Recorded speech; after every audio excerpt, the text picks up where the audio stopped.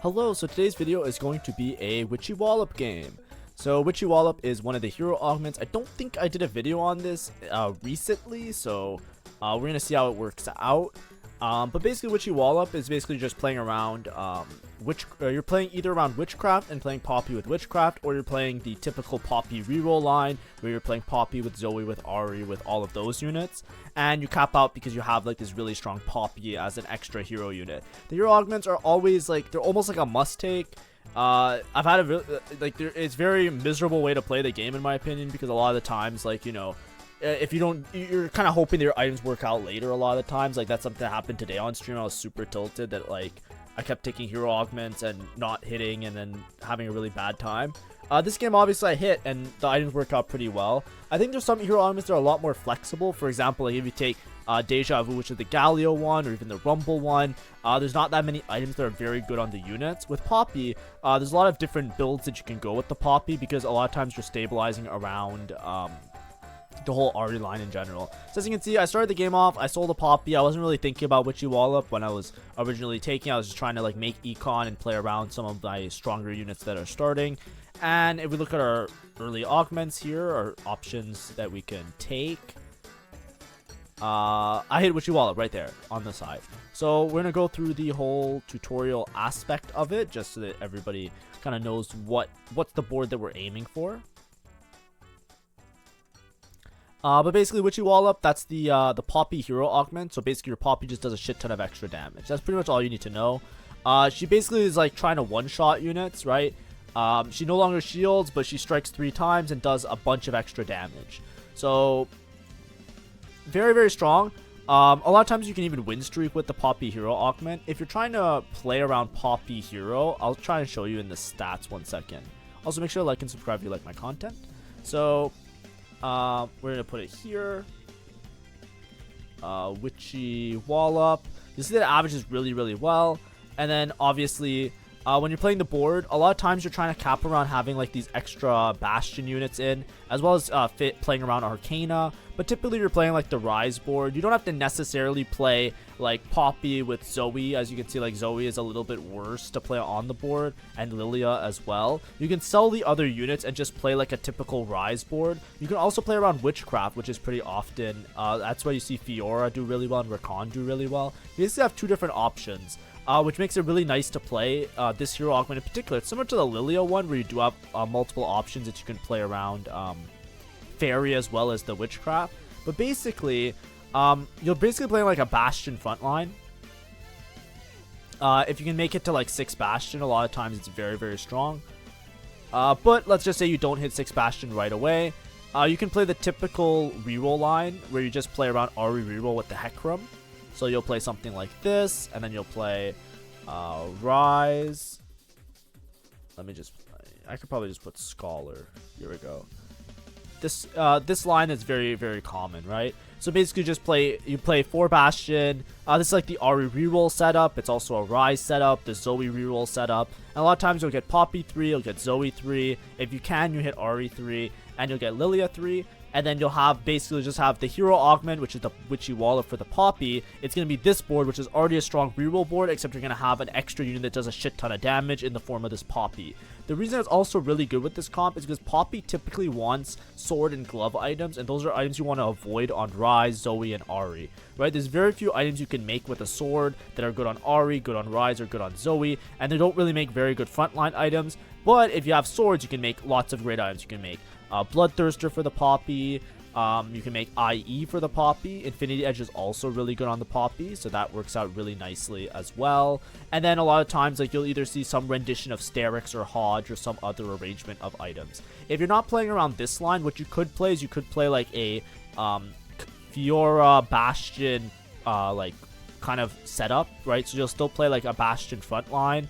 And a lot of times you'll play around this Hecarim to play some of the backline units, like a Callista Fiora Preserver setup, right? And you'll just try and play like vertical Witchcraft, but usually you need a Witchcraft +1 to play this type of variation, so I wouldn't recommend it all the time, because it's really dependent on also hitting Morgana and trying to get to like 6 Witchcraft, because if you read 6 Witchcraft, they're gonna take bonus true damage, and that's what really makes your Poppy pop off, right? The 2 and the 4 Witchcraft aren't that important, so I'm not gonna go too much into this line because I don't go into it in the video. I think the Rise line with Arcana is a lot more stable and a lot easier to hit in a lot of cases. I would only suggest the Witchcraft line if you hit like a Witchcraft +1, or you have a spat, and then you don't want to play around portals because you have really good Fiora items, for example. Let's go back to Explorer, and I'll just show you like the items on Poppy. So with Poppy, because she does so much damage, you actually just build her to one shot a lot of the time. So a lot of times when you're like building a frontline unit, you might think like, oh, sustain and omnivamp and all of these other things. Poppy just kind of fucking deletes units, right? When she jumps up and down, you'll see that Sylvan Radon is really fucking good with her because it gives so much AD, right? It literally gives 165 AD, so it just like absolutely destroys units. But if you look at craftable items, you'll see that IE is really, really good on her. A lot of times you pair up IE with Hand of Justice, because Hand of Justice uses a crit glove. So even though it doesn't like give you a bunch of crit, you'll read in the description that it gives 20% critical strike chance. That's because it's made with a glove. So a lot of times you'll pair up Infinity Edge with other glove components. So let's say I put Infinity Edge. So a lot of times you'll do something like Infinity Edge, Hodge, and then Last Whisper, because Last Whisper is also made with a glove, so you stack that crit chance, and then IE makes it so the ability crits, and then the Poppy is just going to swing on 3, she's going to do like 3 swings for like a huge amount of damage, and basically just like delete frontline units. And then with the RE Rise and a lot of like the peppering down of the rest of the board, you kind of just absolutely delete everybody. So a lot of times when you think about Poppy reroll, you should be thinking about gloves. You should be thinking about crit. You should be thinking about like making or trying one-shot units. Obviously, you can still play some of the other ones. You'll see that it still averages like a 4 if you have a Poppy 3, and you can play like other items on them, like a Sterix or a Bloodthirster, because they're all still good frontline items. I wouldn't get baited by like Edge of Night or Titans. I think these are both really awful because you want the Poppy to absorb some damage being a frontline unit. But that's like the basic idea. It's actually very easy to play. There is a wide variety of items you can play, and there's also 2 different options. So here, the items that I got dropped early, I got dropped a tier, and a glove after like Carousel and Reforging and stuff. So I started with just making the Hand of Justice. I'm going to hope that eventually I can make the Infinity Edge for the Poppy, and then have that kind of build going for me. I'm very rich. I don't have a lot of units though. Obviously, I didn't take this at a point where I had a lot of Poppies. I'm kind of hard forcing into these lines because I think that showing like a little tutorial on a hero augment is very easy in this set, because that's like, or very easy in the current patch, because that's what you typically want to play in a lot of these situations. So it's really easy for me to make content about it. As well, it's really hard to play anything else, really. Like, it's really hard to pass up, even if you don't have a good spot for it. It's really hard to have a glove on bench. Like, you have a glove component on bench, and you see Witchy Wallop. It's very hard. Like, usually if you don't have a couple Poppies, you don't want to play around it, because then you won't hit Poppy 3 and you're very low cap. But I feel like it's very easy to play for a 4th, so long as you have like some sort of item to slam. So I'd rather just play around it. So here, my items aren't the greatest, right? I don't have a second Poppy item, but I did get dropped another glove, so I'm probably going to prioritize making Infinity Edge on the next Carousel. So the idea is that I won't really concern myself too much with rolling very deep here. I'm going to roll a little bit on level 4, and then I'm going to spend the rest of the game probably rolling on level 5 to try and hit the RE, the Zoe, and the Poppy, and just play like the RE reroll line. Because it's a little bit more efficient to roll for the Poppy if you're rolling for the other units as well. Given my items, if I had a lot more of AD items that I didn't really know what to do with, I might have decided to play towards the Witchcraft variation. The Witchcraft variation is you basically just have to play 6 Witchcraft. 6 Witchcraft with Poppy is very strong. So like if I go in the stats, for example, and I go traits, for example, if I go Witchcraft, I think 6 Witchcraft is really good. See, like 2 Witchcraft is obviously you're just playing like Zoe and Poppy. That's how you get the 2 Witchcraft in. But you'll see that 4 Witchcraft is really fucking bad, and then 6 Witchcraft is really fucking good. Like, that's just the way it is. You never really want to be stuck on 4 Witchcraft. It just doesn't do anything, and your board is usually shit. So don't get baited by just like trying to stack Witchcraft. You really want to play towards 6, and then if you don't have a spat, like if you don't have a +1, it's gonna be very hard to play towards 6 Witchcraft, because you need to get to like a point where you stabilize your board around a Morgana. So that's why I don't really necessarily play towards this. I'd rather just play towards like Vertical Arcana, which, you know, all of them are really good. So long as you're not stuck on 2 Arcana, which means you're stuck at a very low level, you can just play around Bastions and Arcana and make it work like that. So it's a lot easier, in my opinion, to play around it like that. Lunch money was probably a good take here. I took misconnections just because it gives me an extra copy of the units that I'm looking for, and it gives me gold. So of the two options, I wanted a gold option. So between lunch money, if I had Poppy 3 already, it's always take lunch money. Because I didn't have Poppy 3, I said to myself, oh, I might as well take misconnections because it's going to give me a bunch of gold in the form of all the 1 cost. And it's also going to give me an additional copy of Zoe, Poppy, as well as the Lilia, which I will probably play on my board into late game. So here, in terms of the items that I just made Adaptive Elm for Ahri. Ahri's going to be like my dual carry for much of this game. And then I'm just going to try and make Infinity Edge for the Poppy, and then I'll worry about my last Poppy item. I'll just make whatever I can. The Poppy right now isn't popping off because she's, you know, she's not 3 items and she's not 3-starred. A lot of the times, the high roll players, like if you high roll and you take this from, if you take it from a good spot, like I took it from a bad spot, if you take it from a good spot and you kind of high roll on your Poppies, you'll have Poppy 3 by now and you'll win pretty much every fight for free. I'm not winning these fights because I don't have the Poppy 3. I'm going to slow roll level 5 until I have it, and then I'll decide if I level up or if I continue going for the other 3 stars in the form of these units. I'm 1 off Poppy now. Normally I would say that you send it for the Poppy. I'm just gonna, I was slow rolling 50. I high rolled into it. I have my Poppy 3. I think there's other people holding on to a lot of 1 costs as well. So it's not like it's not the most insane luck to just hit it here. Because I did send a lot of gold, right? I'm still level 5, 50. A lot of people are level 6. Some people are level 7. Like look at this guy that's leveling up. This guy's 100 streaking. And I don't even necessarily think I win out from this point, because I don't have 3 Poppy items, right? The best that I'm going to be is after Carousel, I'm going to be 2 Poppy items, which is usually what happens in a lot of these situations. And then I still need to have other items for the rest of my units. But as you can see, now that I have Poppy 3, this is the Poppy hero augment. This is what happens. She just jumps up and she wham, wham, wham, hits 3 times and deletes board, right? She deletes units. That's why I usually build her around the crit, because when she casts and she hits 3 times, you want her to just like chunk down as much damage on the front line, just actually tear through the enemy board as much as you can. So here I'm looking for sword. I'm second pick. Hopefully there's no Varus players and these bot 2 players. I don't think there is, but 4-cost sword is really, really good for me. It's not on my side, so I'm not rushing to go grab it because I don't want to bait towards it. Oh wait, I actually missed my own carousel pick. I was probably talking to chat, playing live. Usually, if the component isn't on my side, I just AFK because I don't want the people. Sometimes people just take a component to grief you if they don't know what to take. That's like a very common thing in TFT. Like if you go to carousel and you're like, oh, I don't really need a component. I don't know what I'm gonna take. Usually, if you see somebody running towards an item, you just instantly, even if you're not trying to grief intentionally, you kind of just gravitate towards, oh, I'll just take that. Right? Like that's just like a natural reaction. It's the same way as like, you know, in normal life that happens a lot, I would say. Like if someone's like, you know, if you're shopping at the grocery mall and somebody like all of a sudden starts like shoveling in shit from one of the shelves, it's like you're gonna probably peek over at the shelf and maybe like see, oh, what's going on there? Maybe it's on sale or something, right? It's just like, I don't like to draw attention to it. This is the part where I say that, like, obviously I didn't high roll that much this game. This guy is 3-5, 30 gold, and he has a fucking Kog'Maw 3 already. Hello? He has Kog'Maw 3 with featherweights already? And look at his bench. His bench is expensive. He's making 30 gold, but he has, like, lots of pairs. He's going for Blitzcrank 3 as well. This guy is so fucking far ahead. So, like, you know me, I just hit Poppy 3, and I'm level 5. That guy's level 6. It's insane, but it's okay. Here I'm rolling a little bit on level 5 because I'm trying to see if I can find a couple copies of these units.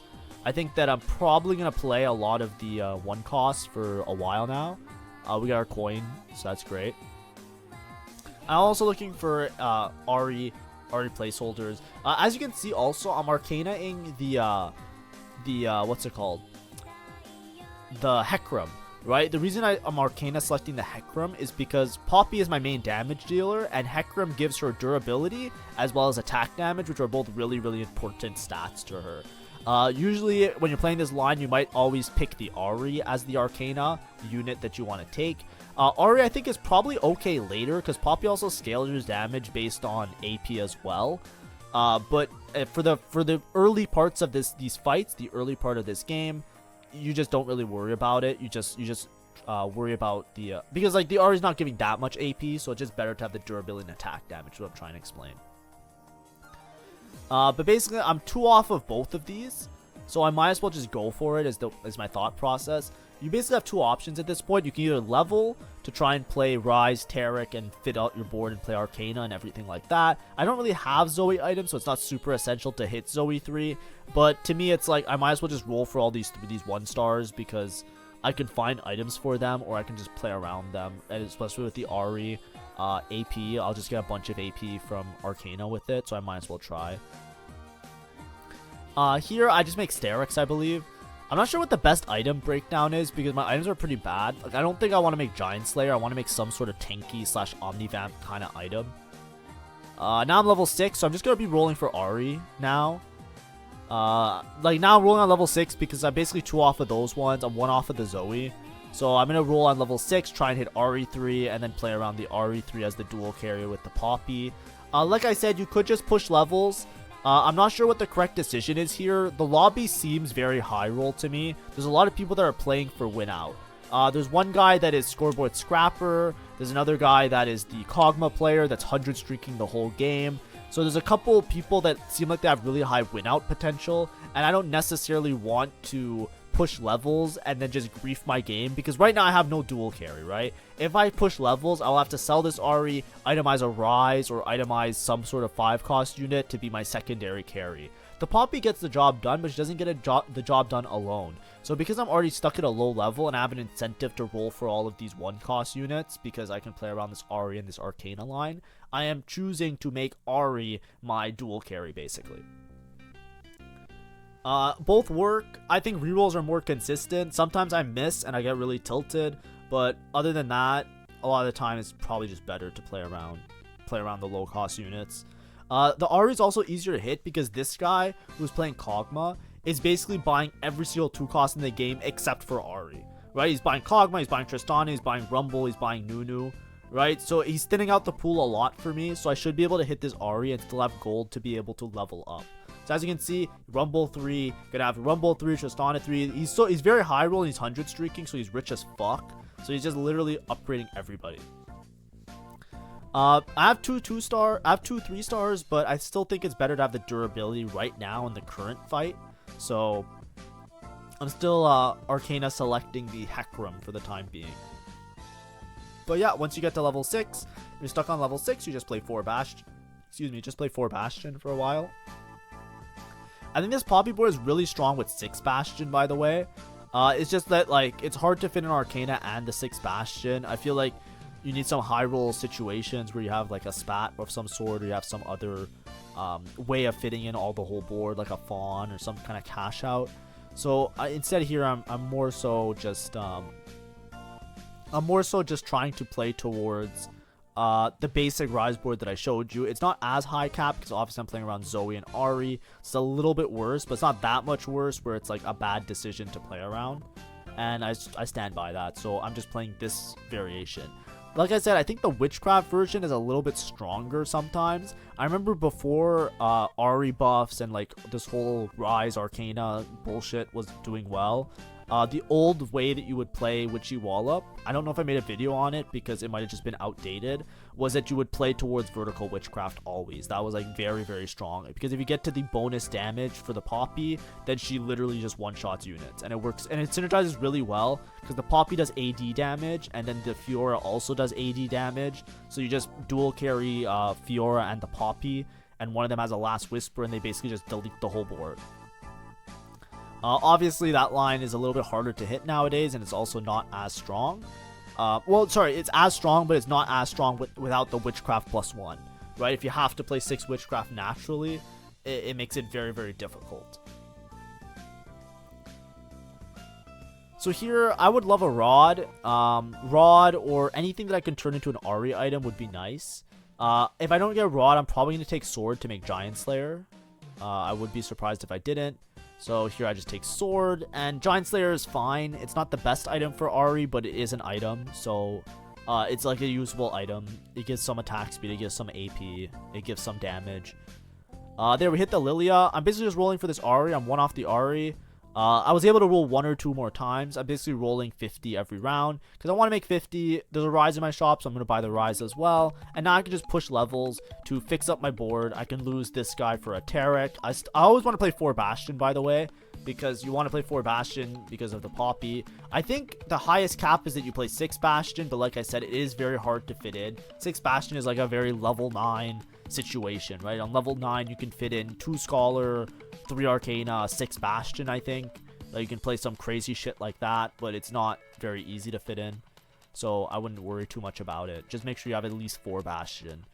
Don't get baited to playing less Bastions because the armor is really, really important to the Poppy. Yeah, this guy, look at this guy's board also. He's like level, like he's just 100 streaking, 0 gold, just re-rolling Kog'Maw. I've never seen Kog'Maw players hit so hard so early that they're just so far ahead. Because like I'm pretty strong, but I do not think I ever beat the Kog'Maw player in this lobby. And that guy's just gonna 100 streak his way to like a top 1 for sure. Or a top 2, whatever, we'll see.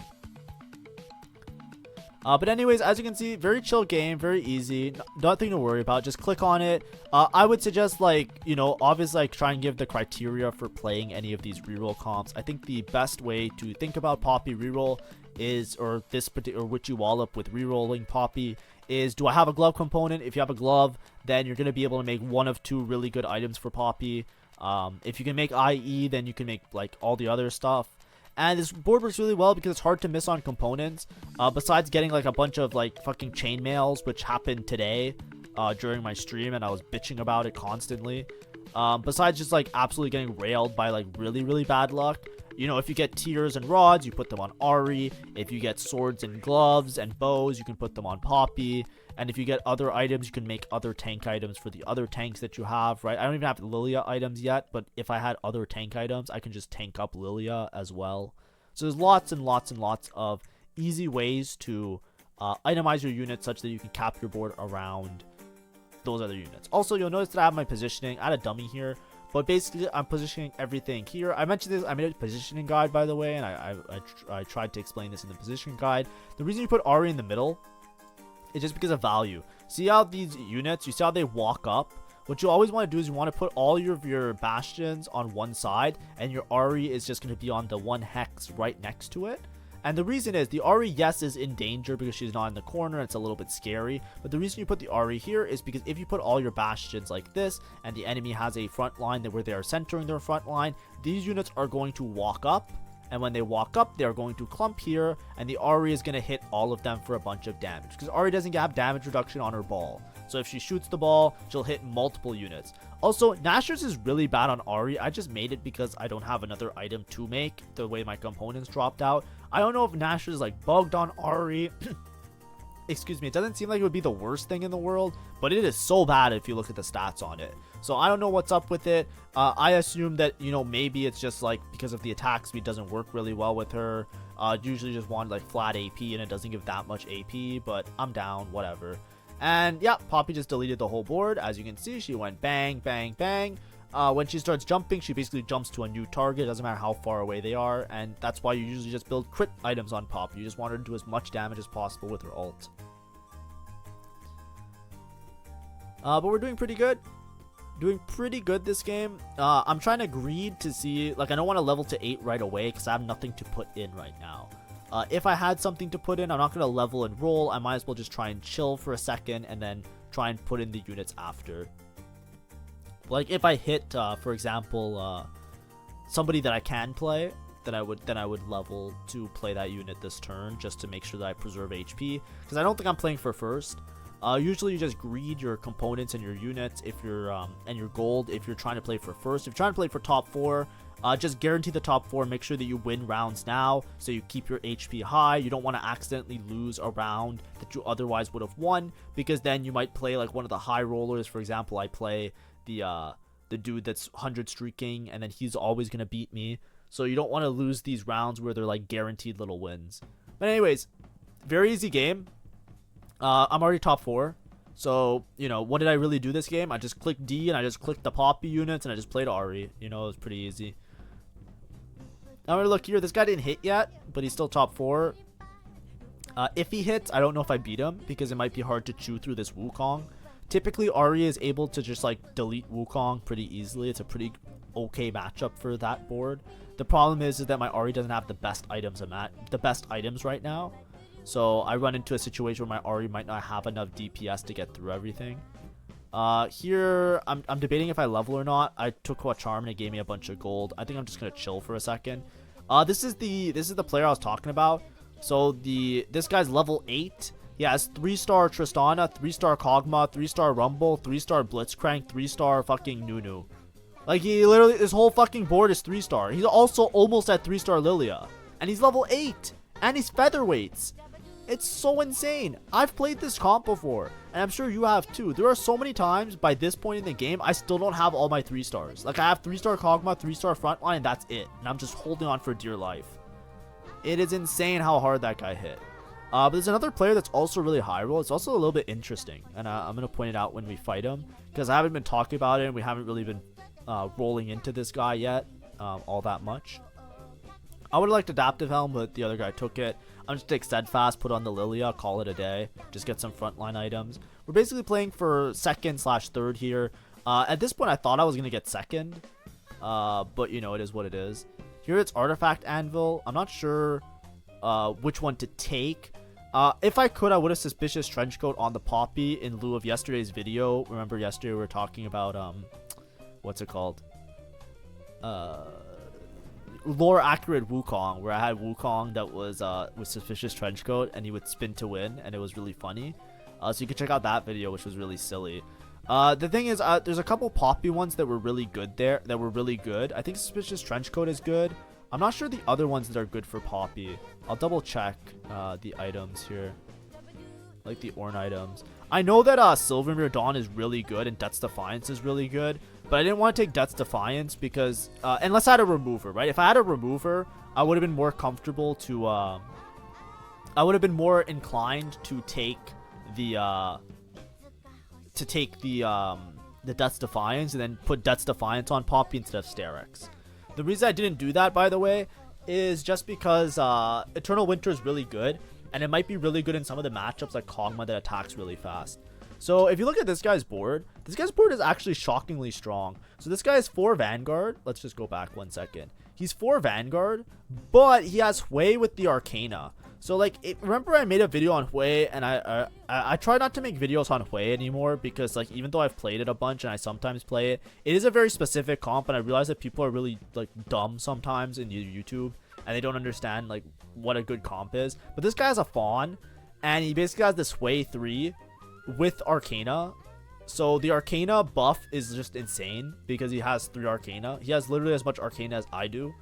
When you see this Hui damage, I don't know exactly what it is, but his board, it doesn't look that strong because I ideally usually have more 3-stars and you have a little bit better. I don't know if he just straight up counters me because I have a hard time chewing through the Vanguard damage. Right now, I'm using Ari because I have so many 3-stars that I think that the extra AP is really good. But if you watch this fight, I'm just going to get absolutely deleted. Now, it is a bad matchup because this guy's going to summon Frost Soldiers. So it makes it really difficult for me to deal with because my Ari's like, you know, has to kill all these Frost Soldiers. But this Hui is just pumping out damage. He has You Have My Bow Replication, and then he has Xerath that just absolutely demolishes the backline. So he's just getting a bunch of extra damage on deck. And then he has he has the Triforce, so like all his 3 costs are like attacking faster. This Hui is a demon. The Hui literally is a demon. It's so crazy. Like, I think like it's normally not that strong. Like, usually you need to have a 3-star Mordekaiser to support it. But like, I think like that guy's specifics, like the specific build that guy has right there, where he's playing Preservers with 4 Vanguard, like that's a different Hui variation that is very, very strong. And because he also hit Arcana with it, it is actually just like unreasonably strong. So if you don't know, like in the Hui video that I do like 4 Blasters, 4 Vanguard. You can actually play this version where you play Bard Zillion and Warwick, and then you play 4 Vanguard, 2 Preserver, and 2 Blaster instead, because you play Rumble with Hui, and then you dual carry the Rumble with the other dude. But because that guy has like a Fawn, he literally has a Fawn as well. Like, he got 2 spats on carousels. I don't know what the fuck happened. But he is so unreasonably strong. So now we're basically just playing for 3rd. That's the main thing that I'm trying to get at. This guy, I think, always beats me because he's just a way more high roll version of what I'm playing. I'm trying my best to position and play around it. As you can see, I'm switching my board to the opposite side. This guy switched to the opposite side as well. I was trying to like get in a position where I can like try and delete some of his front line. I didn't position well for this fight. My RE items aren't that great, so I don't have a good dual carry. My Poppy items are fine. It's just the Poppy isn't strong enough to sustain herself as well as do enough damage to delete through all of these 3 stars. So as you can see, yeah, it's not looking good. My time in this game is short, but you know, it was a fun game while it lasted. Just forced a reroll and got a top 3. You can't really complain. If I had Xerath though, I have been buying a lot of charms this game, so Xerath damage buff would probably be really big for me. I don't think I'll necessarily hit a Xerath. If I hit a Xerath, we'll see what happens, but I'm leveling to 9 here, just to like buy a charm, try and hit something. I can also play 6 Vanguard if I drop one of the Scholars, because right now I'm 3 Scholar. Yes, you can play 4 Scholar, but 4 Scholar doesn't really matter that much. It's not like 4 Scholars damage amping my RE in any way, shape, or form. So, yes, of course I can play Scholar, but I'm more inclined to play Arcana. I can even drop the Zoe, because the Zoe's not super important with the portal. Now I'm on wrong side for this guy. It's just really hard to chew through this guy. He also hits support golem, and his support golem is literally another unit. So it's like a hard matchup. Ari really struggles when there's a lot of different units, right? When there's so many units to chew through, Ari is very lackluster because she's very good at single target. So you're always trying to position her in such a way that she's not doing single target damage, she's hitting multiple units. This guy has a support golem with another fucking dude. So it's just so fucking hard to like position the Ari in such a way that she can line up and hit everybody. But obviously I could position better. 30% damage amp, hopefully it's enough. We're gonna see. This board is just insanely strong. The way attacks so fast, and he's basically just one-shotting shit. So I don't know if I'm gonna beat this guy. But all in all, it was a pretty easy, consistent third that I got from playing the comp, and that's how a lot of the hero augments are. It just so happens if your items have to work out well, like if you have an early enough hit on your 3-star. Yeah, if we watch this, you'll see this way is just gonna fucking delete everybody. I don't even know what he's doing. He's taking, he has a, like, I don't know how he got such a cash out. Like, where did all this shit come from? Because he has a Randuin's as well. You know what I mean? I guess he just bought all the charms. I guess it's Xerath charms. Yeah, I think he had a Xerath really early and he got Xerath charms. Because how does he have... He has an Ornn artifact and a support item. He definitely hit the Xerath charm. They gave him both of those. So this guy's just very abnormally strong. So yeah, it's just like, you know, 1 high roller, 2 high roller, hero augment, reroll. That's the patch. If you're not playing reroll and you're not playing hero augments, you're not going to rank up. But, you know, if you play reroll and you don't hit, that's it. So, GG. Of course, these items might have even been better on Zoe. So, there's a chance that I could have just itemized Zoe this game. Obviously, if I had Rise 2 and I had Rise items as well, I would be in a much better spot. And, of course, there was a little bit of misplays in terms of when I was rolling and how much I was rolling for these 3 stars. These 3 stars aren't super important. It's more for consistency, right? Like I said before, because I saw this guy and I figured, okay, this guy's really high roll. I'm probably not going to beat him late game. If he's able to hit this early, he'll be able to level and match me for late game. So what I did is I identified this guy I probably can't beat this guy. So I'm going to go for the consistent route and make sure I have 4 really strong units that even if they don't do that much damage, they're just hard to deal with, right? Zoe, even with no items, is going to do a lot of damage, and she does some shredding. So if I have items for her, I have a unit to itemize, right? The Lilia as a 3-star is going to be tanky. The Poppy, obviously the hero augment. That's why I went for this line. A lot of times, I think the better variation is that you just play around the Poppy. You can drop this unit. You can drop this unit. You can keep the Ari, keep the Hecarim, and then you can play Diana plus Bastion. And you can just play like better units, right? You can play like 5-cost units, and that happens from leveling, right? So usually you hit the Poppy. If you hit the Poppy early enough and you don't have a lot of copies of the other ones, you can just push levels and play higher quality units. That's a better way to cap out the board. I'm aware of that, obviously. You can also drop this guy, because if you're not playing Vertical Arcana, you just keep 1, 2, 3, and then you have another free spot. So on level 9, you can actually fit in 6 Bastion, if I'm not mistaken, right? Because you can play 1, 2, 3, 4, 5, and then a 6th Bastion, right? Like your board will be Ari, Bastion, Bastion, Bastion, Bastion. This guy, Bastion, Bastion. So you're 6 Bastion, 2 Scholar, 3 Arcana.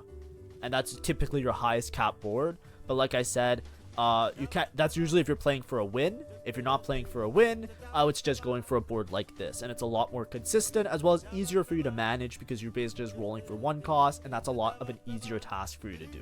But anyways, I just want to tell you guys about how to cap out your board so that if you are in that situation, or if you're looking for a way to get stronger, that's typically what you would do. You would just play the Poppy, and then you would play 6 Bastion, Ari, what's his name?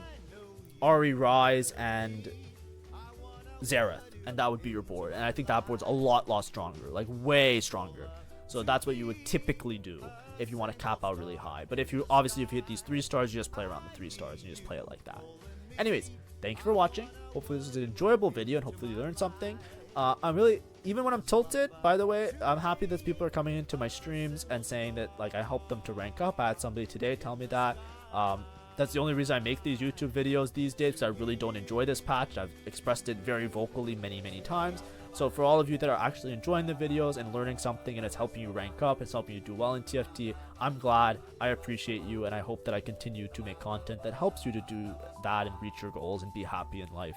So thank you very much, and I'll see you guys around. Bye bye.